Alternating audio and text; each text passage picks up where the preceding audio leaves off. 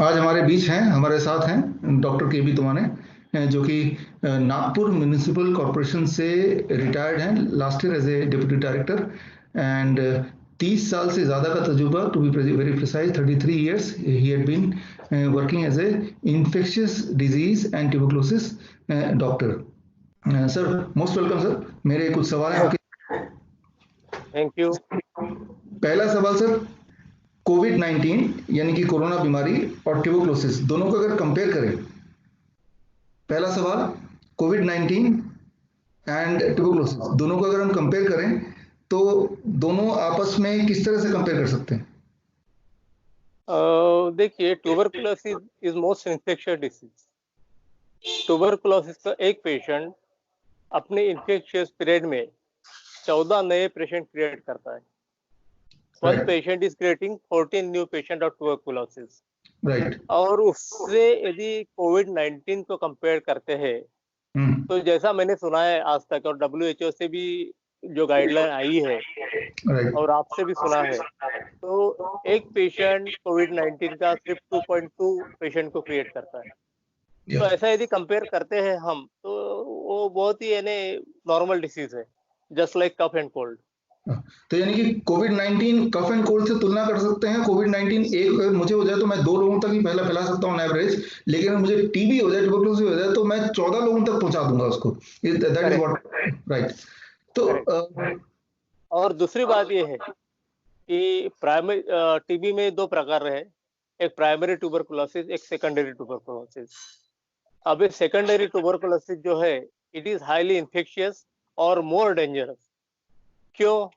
क्योंकि ये जो MDR, multi drug resistant tuberculosis है, यानी सेकेंडरी ट्यूबरकुलोसिस, ये करीबन 2 साल का ट्रीटमेंट लेता है, जबकि प्राइमरी टीबी को दुरुस्त करने के लिए सिर्फ 6 महीने का ट्रीटमेंट लगता है।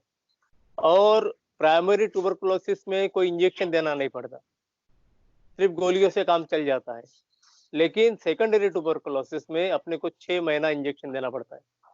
One patient has to receive 6 months course of injection और 2 years treatment, 14 tablets has to take, यानी हर पेशेंट 14 गोली रोज का खाता है। और वो गोलियां भी इतनी यानी डेंजरस रहती है, इतने साइड इफेक्ट रहते हैं, पेशेंट को तरह तरह के साइड इफेक्ट होते हैं। ब्रेन पे इफेक्ट होता है, किडनी पे इफेक्ट होता है, लिवर पे इफेक्ट होता है, जीआई ट्रैक्ट पे इफेक्ट होता है। और ये यदि एमडीआर का पेशेंट हमारे सामने बैठा है एंड इफ ही कफ्स, यानी खांसी करता है, तो ही directly gives us MDR infection. और आज हमें मालूम नहीं है कि एमडीआर पेशेंट कितने घूम रहे हैं। तो ये कोविड-19 से तो काफी डेंजरस है टीबी। मैंने ऐसा सुना है सर, ट्यूबरकुलोसिस से हर साल भारत में करीब 4 से 5 लाख लोग मरते हैं। Am I right sir? Correct. और इसमें जो एज ग्रुप है जो ज्यादा पीड़ित होते हैं, वो एज ग्रुप कौन सा है? आर दे एल्डर पीपल और younger generation? No no no, इसमें ये सबसे बड़ी दुख की बात है कि इसमें जो एज ग्रुप अफेक्टेड है वो 16 to 30 ईयर्स, यानी जो किसी भी राष्ट्र के लिए, किसी भी देश के लिए एक प्रॉमिसिंग एज ग्रुप रहता है। 16 से 30 साल का हम बहुत अभिमान से कहते हैं कि we are young country.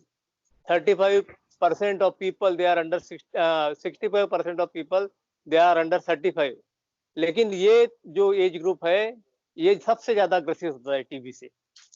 Right. तो मतलब ये कि टीबी कोविड-19 से कंपेयर करें तो कई गुना ज्यादा, टू बी वेरी प्रिसाइज करीब 7 टाइम मोर इन्फेक्शियस तो है ही, number 1। Number 2, COVID tuberculosis young generation को अफेक्ट करता है, जबकि कोविड-19 हमने देखा ज्यादातर 60 प्लस लोगों को ही ज्यादा अफेक्ट करता है। ये दूसरी बात। और तीसरी बात, अगर कोविड-19 देखें तो अब तक 1300-1400 लोग मरे हैं पूरे देश में, जबकि ट्यूबरकुलोसिस से हर साल करीब 4 से 5 लाख लोग मरते हैं। Am I right sir? Correct. और उन 4-5 लाख में से वो वाले लोग हैं जो कि यंग जनरेशन है, जो हमारे गोल्डन अपने अपने जीवन के गोल्डन पीरियड में होते हैं, वो लोग मरते हैं। नहीं, आप सोचिए ना, एक 16-17 साल का लड़का या 20 साल का लड़का, उसको यदि एमडीआर होता है और उसको 2 साल की ट्रीटमेंट लेनी पड़ती है, हर साल हर दिन उसको 14 गोलियां खाना पड़ता है, रोज एक इंजेक्शन लेना पड़ता है, कितने डिप्रेशन में जाएगा वो। राइट। वो यानी अपने भविष्य की सोचेगा कि अपनी बीमारी के बारे में सोचेगा कि अपने कामकाज के बारे में सोचेगा, किसके बारे में सोचेगा? He will be totally in depression. और वो राइट डिजीज भी सालों साल चलते रहता है। बहुत बार पेशेंट रिलैप्स होते हैं। तो ये जो एमडीआर टीबी है या प्राइमरी ट्यूबरकुलोसिस है, ये बहुत ज्यादा डेंजरस है कोविड-19 से। डेंजरस, अगर मैं इसको समराइज करूं तो मैं ये समझ पाता हूं कि in terms of transmission rate वो करीब 7 गुना ज्यादा ट्रांसमिटेबल है, नंबर वन। नंबर टू, इसमें जो ट्रीटमेंट आपने बताया वो 6 महीने से 2 साल तक लगेगा, जबकि कोविड-19 में तो 14 दिन का होता है या उससे थोड़ा आगे पीछे होता है। ये दूसरी बात। तीसरी बात, जो एज ग्रुप है वो गोल्डन पीरियड में होते हैं ट्यूबरकुलोसिस वाले, और इसमें तो जो अपने लेटर हाफ में जो वैसे भी कई सारी बीमारियों से ग्रसित है उस पीरियड में होता है।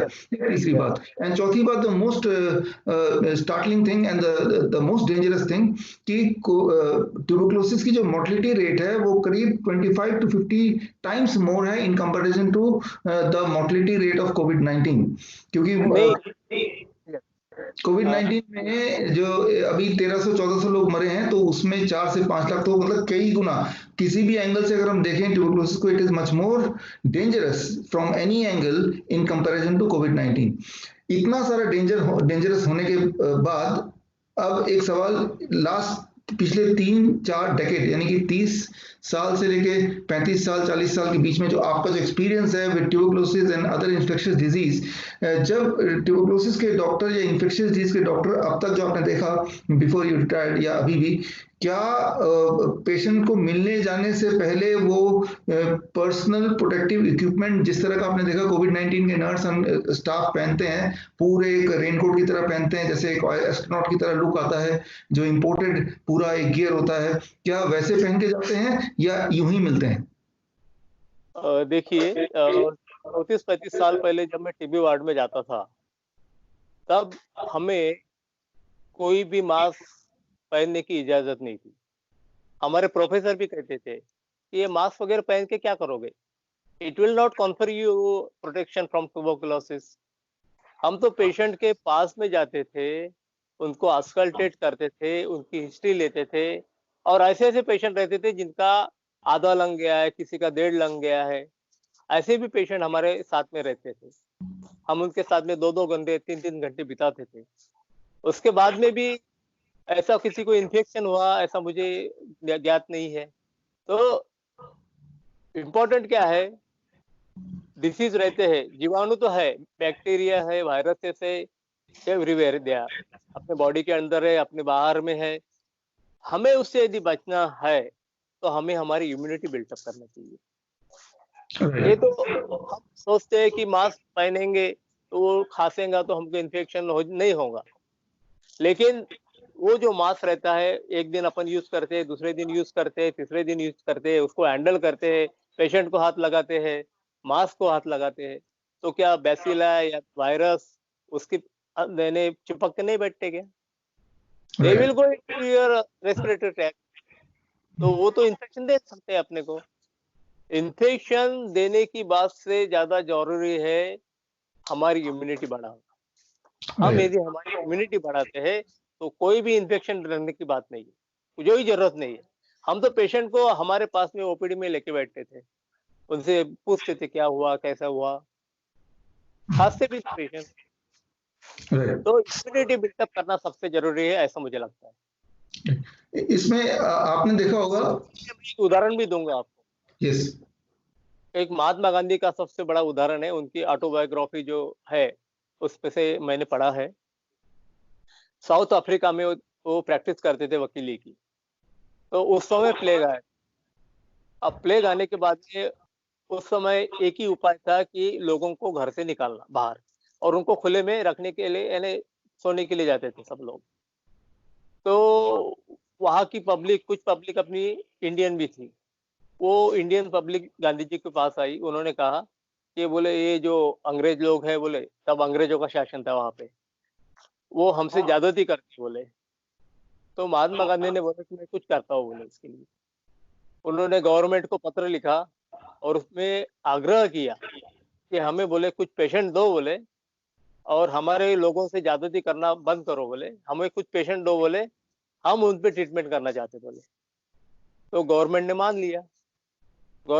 लिया। उन्होंने उस लेटर में ये भी लिखा था कि हमको एक गांव के बाहर एक जगह दे दो, तो उनको एक खाली पड़ा हुआ गोडाउन था, वो गोडाउन दे दिया। अब राइट। वहां पे उन्होंने वो गोडाउन साफ वगैरह किया और वहां पे अपने 10 पेशेंट रखे। साथ में गवर्नमेंट ने भी 15 पेशेंट उनको दे दिए रखने के लिए, और वो 15 पेशेंट की तीमारदारी एक नर्स करती थी, और वो नर्स पीती थी ब्रांडी, और पेशेंट को बताती थी कि तुम भी ब्रांडी पियो बोले, और उनको पिलाती भी थी। उसका ये मानना था कि ब्रांडी पिएंगे तो आंग में यानी शरीर में गर्मी आएगी, और उससे वो प्लेग का कीटाणु भाग जाएंगे या मर जाएंगे। अब वो 10 पेशेंट जो गांधी जी के थे, उनको ब्रांडी पीने से मना कर दिया था गांधी जी ने। उनको ब्रांडी वगैरह मिलती थी, उनको सिर्फ यानी नेचुरल जो उपाय थे उनके नैसर्गिक उपचार, वो सिर्फ उपचार कर रहे थे। अब 3 दिन के बाद में ऐसा हुआ कि वो 15 पेशेंट और वो नर्स 16 विजन मर गए। अच्छा। और ये जो 11 लोग थे यानी 10 पेशेंट और गांधी जी, ये 7-8 दिन में अच्छे हो गए, एकदम भले चंगे। ये कितनी बड़ी तो बात, कितनी बड़ी बात। ये बड़ी बात है। उस जमाने में जब कोई उपचार नहीं था, जब कोई ट्रीटमेंट नहीं थी, उस जमाने में गांधी जी ने सिर्फ नेचुरल तरीके से, नेचुरोपैथी से उन लोगों को दुरुस्त करके दिखाया। और मैं यानी मेरा एक एक्सपीरियंस जो है पिछले 10 साल से, मैं मेरे टीबी के पेशेंट में जो यानी सुपर हेडेड इन्फेक्शन बोलते हैं, टीबी के पेशेंट जो रहते हैं ना, उनको कभी कभी तेज बुखार आता है, तो उनको सुपर हेडेड इन्फेक्शन बोलते हैं, तो उसमें एंटीबायोटिक देना पड़ता है। तो इन पेशेंट को, या फिर जिनको वायरल इन्फेक्शन होता है, उन पेशेंट को पिछले 10 साल से मैं सिर्फ हल्दी दे रहा हूँ। हल्दी का पाउडर 5 ग्राम दिन 3 बार, सुबह दोपहर 7 दिन तक, और 7 दिन में उनकी खांसी, उनका बुखार सब चला जाता है। अच्छा, हल्दी से। हल्दी से, सिर्फ टर्मरिक पाउडर कुनकुने पानी के साथ लेना, दिन में 7 दिन के अंदर पूरा उसका बुखार, पूरा इन्फेक्शन। हम एंटीबायोटिक या एंटीवायरल जो देते हैं ना, उससे 7 दिन में खांसी बैठती नहीं, वो 1-1 महीना चलती है। लेकिन ये हल्दी यदि ली तो 4-5 दिन में उसकी खांसी चली जाती है पूरी, बुखार तो 2 दिन में चला जाता है। ये तो जो लोग सुन रहे हैं वो सब इसको कर सकते हैं, ना केवल ट्यूबरकुलोसिस में, any kind of infectious disease they can try this. Bacterial, और अभी जो कोविड-19 चल रहा है, इसमें तो बिल्कुल यानी उनको फायदा होता ही है। मेरी तरफ कुछ सिंगापुर से आए हुए भी लोग आए थे, उनमें भी मैंने ये उपाय आजमाया, वो पूरे के पूरे तरह से। तो मैंने मेरे वीडियो भी पोस्ट किए कि भाई आप ये हल्दी का पाउडर लीजिए दिन में 3 बार, 7 दिन तक, 5 ग्राम यानी 1 छोटा चाय का चम्मच, आप पूरी तरह से अच्छे हो जाओ। और यदि तुमको प्रिवेंशन करना है, यदि लगता है कि आपने को ये कोविड-19 नहीं होना चाहिए, तो आप ग्राम हल्दी का पाउडर दिन में 2 बार लीजिए सिर्फ। लेकिन कितने ग्राम? 5 ग्राम यानी 1 छोटा चाय का चम्मच, 1 चम्मच दिन में बार। 1 चम्मच सुबह 9 बजे, 1 चम्मच रात को 9 बजे, सुबह 9 बजे और सुबह और शाम को, राइट। और वो भी कुनकुने पानी के साथ। तो आपको इन्फेक्शन होगा ही नहीं। लेकिन ये 2 बार जो लेंगे, ये जब तक अभी एक एपिडेमिक चालू है, पेंडेमिक चालू है, तब तक आपको लेना पड़ेगा, राइट। और कोविड-19 के लिए ये सबसे आसान, सबसे इजी। हल्दी पाउडर तो अपने किचन में ही अवेलेबल रहता है, राइट। ले सकते हैं, उसके कोई साइड इफेक्ट भी नहीं है, कोई साइड इफेक्ट नहीं, ये कोई दवाई नहीं है, इट इज जस्ट यानी अपना खाने का यानी पदार्थ है ये, तो इससे कोई यानी नुकसान भी नहीं होता है, और आपको ये 100% कोविड-19 से बचा सकता है। That's wonderful, that's wonderful. Sir, ये आपने अभी बताया, तो इसका इलाज इट इज वेरी सिंपल।